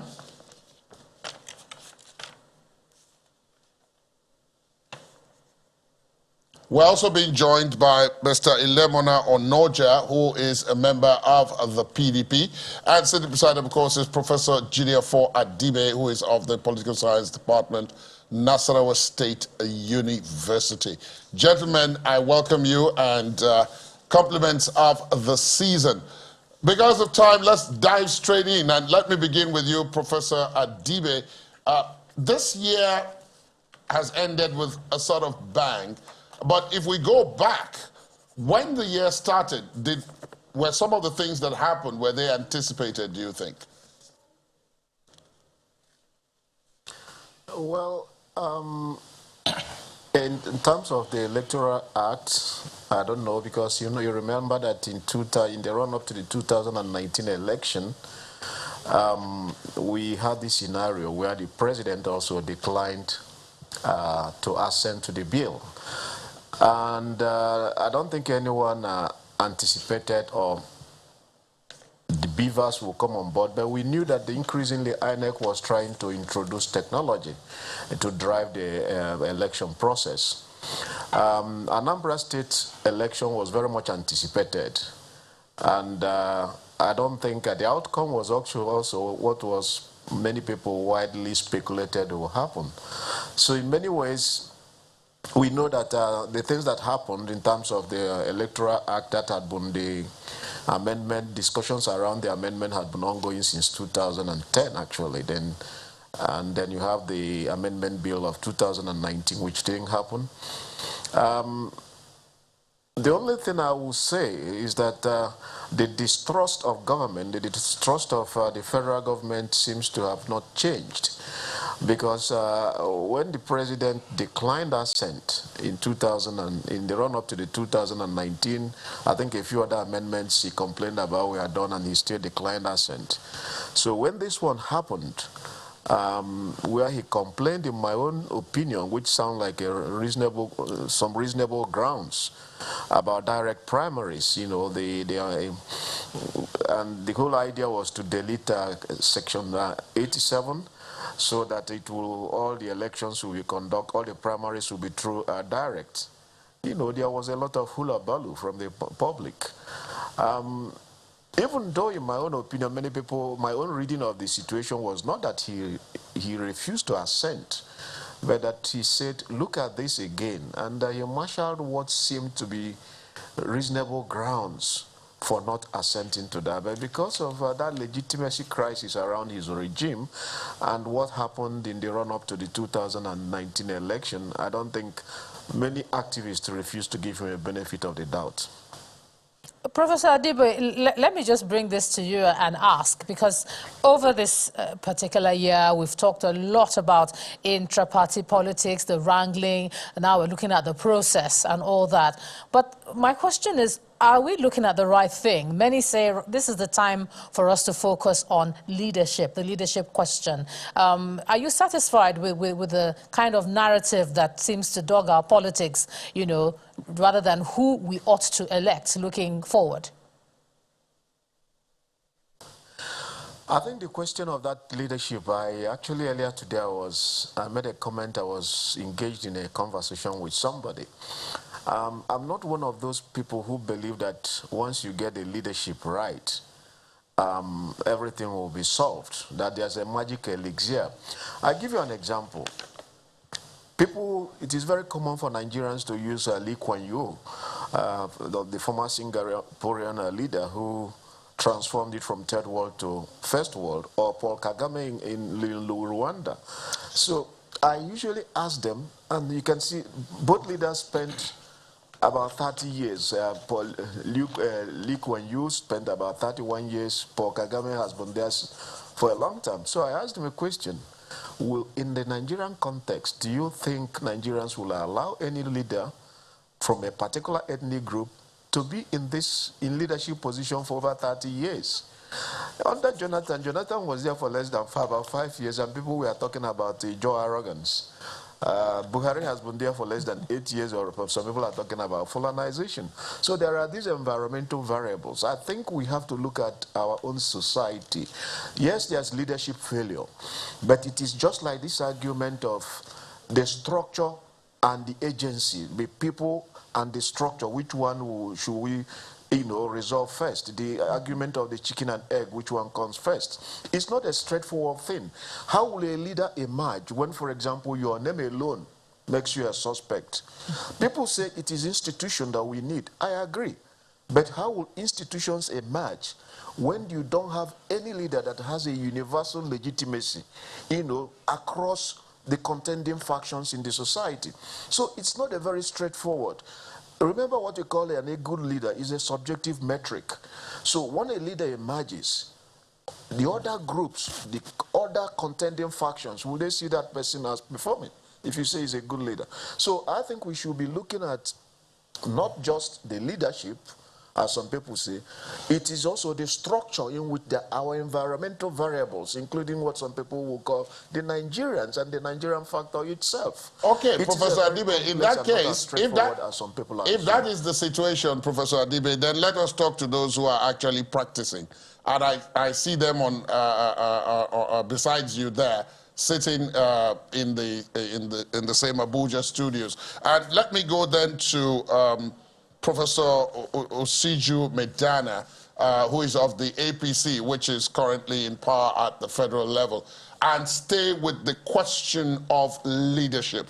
The issues that have been thrown up about leadership also relate to, are we skewing the narrative? Because so much effort is being put into whether the president is a southerner or a northerner, and somewhere in between, the argument about merit gets lost. As a political party, as a ruling political party, is your party thinking about the process that produces someone more on merit than on these other, shall we say, more subjective criteria?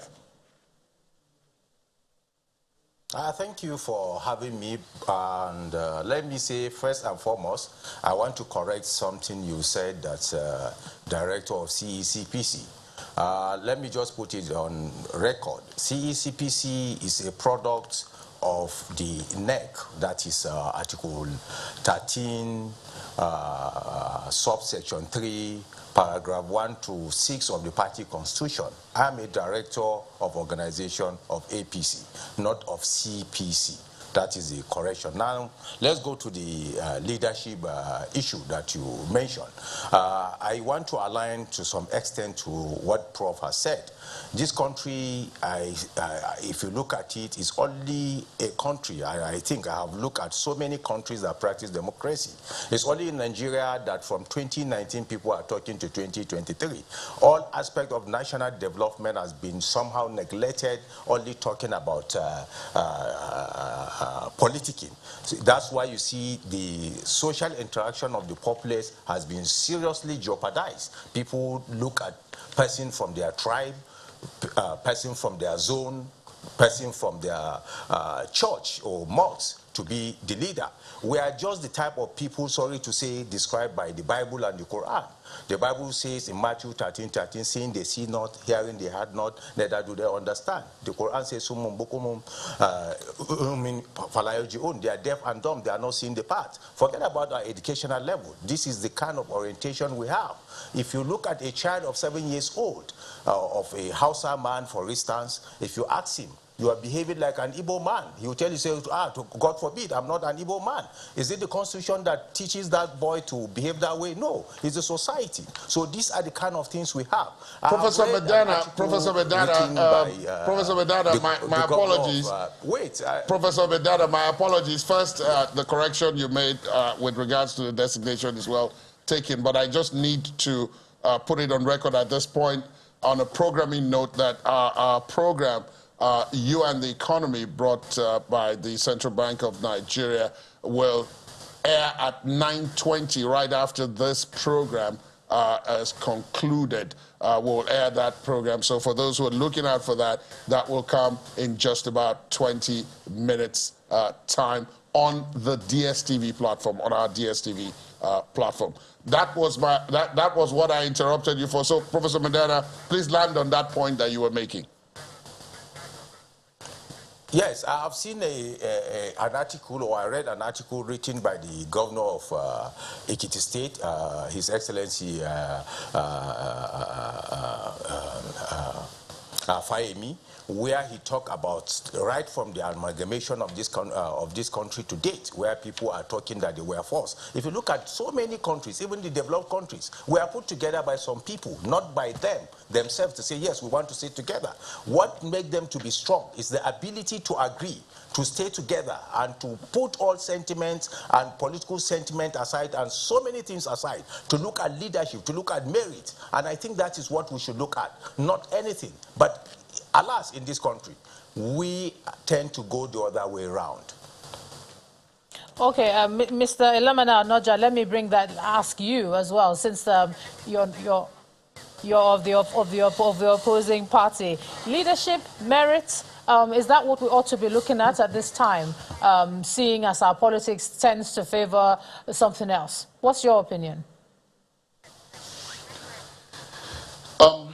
The very nature of our society and the very nature of the provisions of our constitution mean that we have to look at both. We can't look at one and exclude the other. When our constitution provides for the federal character principle and the distribution of appointments into government or into the civil service or into high places in society on the basis of where you're from, which God you're worshipping at a particular point in time, and provides that we should never have a situation where one part of the country or people from one tribe or people from one religion dominate over the rest of the country or from other religions. Therein, our constitution lays the foundation. That means that not only do we think about the content of your character, but we must always also think about all these other things. Our constitution makes it an inescapable conclusion. There's nothing we can do about it. More so, once we take into consideration the fact that where resources are scarce and are not adequate to satisfy the yearnings and the demands of the populace, what will happen is that people will really retreat into all sorts of cleavages to advance the causes for their right to access those resources over others. It is the reason why you hear people say something like, the person who was there before was a southerner, and so let us have a northerner there. The point being that contending forces seek to narrow the pool from which you select so that it favors their access or their quest for access to those resources. Having said that, Nigeria is at a point where more than ever before we are divided along ethnic and religious lines, along regional lines. And it is because of the most fundamental of issues, an absence of justice. If people from one part of the country are afraid that they will not be treated justly, they will not be treated fairly, they will not be given an equitable right to compete for resources that are scarce, they will, of course, naturally be distrusting, or there will be a pervasive sense of distrust for the entire system and structure as a whole. Like I said, I don't think that this country has ever been this divided since the Civil War, and that is because we have in power a government, we have in power a ruling party that does not fundamentally appreciate the nuances that are required to rule a multi-ethnic, a multi-religious, or a multicultural society like the Federal Republic of Nigeria. When Prof cited Lee Kuan Yew, one of the hallmarks of Lee Kuan Yew's 31-year reign in Singapore was justice. When we exist in a society where there is no justice, people will retreat into these cleavages, and then you will have not a conversation about the content of character as we need to have in a society like ours, but we will have conversations about all the other cleavages that divide us rather than that unite us. Professor Medina, I'm sure you want to respond to that. Yes, I can hear you trying already. I want to respond to my brother here, because I want to refer him back to, he said we never had it this way. This country has never been divided this way. He said it. And I think it's under Obasanjo that we witnessed the issue of ethno-religious crisis in this country, where BBC in this report of 2004 put it at more than 50,000 people were killed, and he was talking about Section 14 of the Constitution with the issue of federal character. I want to put it to him to tell me that in this country we are divided. I'm sitting down with him. His name is Onoja. He sounds from Benue State or Kogi State, and I don't know where we have this problem. If you go to Use Market today, you see the Malam and the Ugochukwu, they are selling things. The Malam will go to the mosques, and Ugochukwu will be selling things for him. I don't know. It's elitism. This is what they used in 2015 to campaign. Up till now, PDP has not come out from that kind of campaign. This is what they used in 2019. If you look at even the banditry issue, in 2019, they were calling it Fulani headsmen. Quickly now, we are going to 2023. They come up with banditry. This is their style. I think PDP, you should come out with your blueprint to show Nigerians the 16 years you have done, where you squandered all your chances, you squandered all the revenue we accrued from petroleum sales. You have to come out with something to tell Nigerians, an alternative, not just to come with rhetorics. Nigerians are tired of rhetorics. Let me jump in. Allow me to jump in. This conversation, the way the conversation has gone now, I'm sure there'll be a lot more of this in 2022. But I want to bring both the participating political parties now, both Professor Medina and Mr. Onoja, back to the question that I raised, because that is going to be the central question in 2022. The presidential election is currently fixed for February 8, 2023. So a lot of 2022 is going to be devoted to the process of selection of the candidates for the various political offices in the election in 2023. So I again go back to the question about, yes, we've talked about the theory of what we should be doing, but inside each of your parties, there appears to be a battle for control of the party. So I'll start with you, Professor Medina. Within the APC, there have been accusations back and forth which are spilling over into 2022 about what is happening about getting a democratically elected executive in place that can conduct the process for the elections. You corrected me about the difference between the National Executive Council and the CCEPC, which is part of what has led to that is this issue of not being able to conduct the process by those who are elected. So what's going on within the party? What can we expect to see in 2022? Simply, the CECPC is Caretaker Extraordinary Convention Planning Committee, which was saddled with responsibilities. Part of the responsibilities were to do registration. This is the first time that a major political party in the country conducted registration in more than 120,000 polling units. Then we conducted the ward congresses in 8,809 wards, then 774 local government congresses with 6 area councils in Abuja, then 36 states. Then the CECPC in its 17 regular meetings set up a committee to now come up with the modalities and budget for the convention. That is that. There are a lot of people in any political party. There are some that you see them, I won't just call them, they don't have any reason to cry, because there is a statutory body. The party has organs, right from the National Convention, the NEC, the National NWC, going to the state and downwards. You see some people, even in this platform, you see them coming here that we have sacked this, we have sacked that. They have no any authority to do that. It's just for rhetorics. That is why they come here. And CECPC, what you're saying, Professor, they have every right Professor Medana, what you're saying, you're saying effectively is that in 2022, there'll be a smooth transition to an elected executive which will oversee. Yes, exactly. That is what you're saying. It will take our time and do it.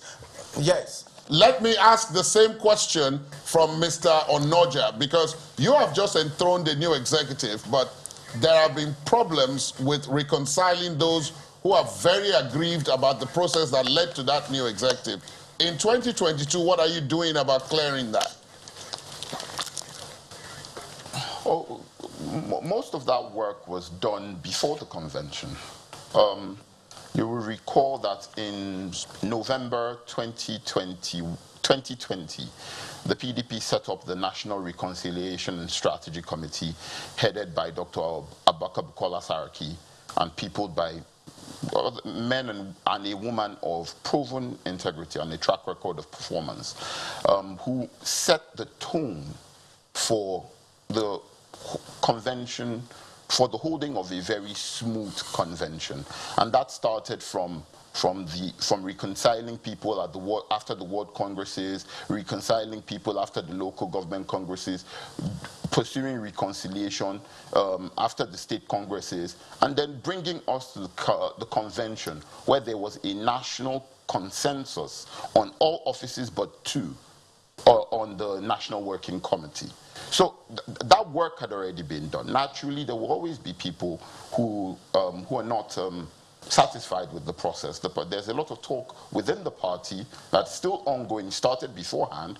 The National Reconciliation Committee is still doing that work and still communicating with people, bringing them all onto the same page to see that we have one abiding mission, one abiding vision, which is to rid our country of the misrule that we've suffered in the last 6 years. The entire 2 hours and 45 minutes of your program thus far, before our segment started, has been an analysis of the abysmal sort of leadership that the party has had to, that our country has had to deal with for the last... Because of time, because of our time, I am now going to do the interjecting because of time, so that we don't make this the break and bat. 2023, we will see enough of that. But Professor Adibe, just very briefly and quickly, the focus has been on what the parties are doing. Let us talk about the people, which is what politics is also supposed to be about, and their votes. And for that, I'm taking you back to the Electoral Amendment Act and that provision on transmission of electronic transmission of results. Do you see us moving into 2023 with a greater assurance that the average person's vote is going to count properly, not just be counted, but count where it should count? Yeah, thank you. Permit me to use 30 seconds to respond to some of the issues raised by the 2 politicians. Your entire time, Professor Adibe, your entire time at the moment is 1 minute. So if you want to spend 30 seconds on that, that's fine. That means you have 30 seconds to answer Ijoma's question. Okay, let me respond first. When politicians talk about merit, it means they are hiding something quite well, because merit is not incompatible with the things that we put in place for nation building. And without building a nation, any solution you throw at any problem becomes part of the problem. So I think when they talk about we focus on merit, the Constitution recognizes federal character, and that is supplemented by rotation so that every section will have, that sense of belonging. So when those politicians start talking about merit, probably those who have benefited from the same arrangement in the past, people get suspicious. Regarding my PDP brother, what he said about Nigeria has never been as divided as this in our history. I hear that being said often, but the truth is, we are called, in transitional societies, newly democratizing societies, we say there are, because we are emerging from a prolonged period of autocracy, there are bottled up feelings which the free speech guarantee in democracy unleashes, which means that in the short to medium term, there is often an aggravation of the structures of conflict. So we do not know whether what is happening now is because of that unleashing of bottled up feelings from a period of military dictatorship. Unfortunately, Professor Adibe, I did tell you earlier, I did mention earlier that we have just 1 minute for you to answer, and that minute is up. So I want to thank Professor Jideofor Adibe and our guests from the two political parties, Professor Siju Bedana and Mr. Ilemona Onoja. Thank you so much on this New Year's Eve for gracing our program with your presence. And we, of course, want to wish you a happy 2022 in just a couple of hours. Thank you so much for being with us. We are on the last lap of the program. Indeed, we are, Ladi. And indeed, we've talked about some very, very serious things. But it's not been all about facts and figures and all of that. There's been some lighter moments as well. So let's see some of that, and then we'll come back and wrap this all up. We had wins.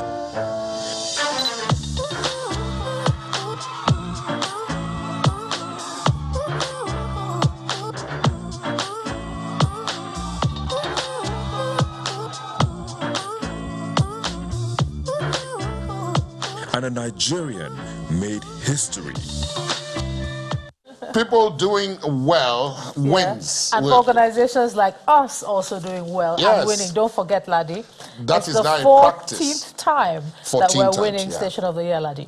Yeah, that's actually more than 2 hands, really, because I was going to use my fingers for that. Hard work. Hard work and consistency, and hopefully in the year 2022, that will also continue. Of course, there you have the visuals of the official announcement for this year's Nigeria Media Merit Award, which is the award Ijoma was making reference to, which Channels has now won 14 out of, I believe it's 19 times That's now right, yeah. that has been put up.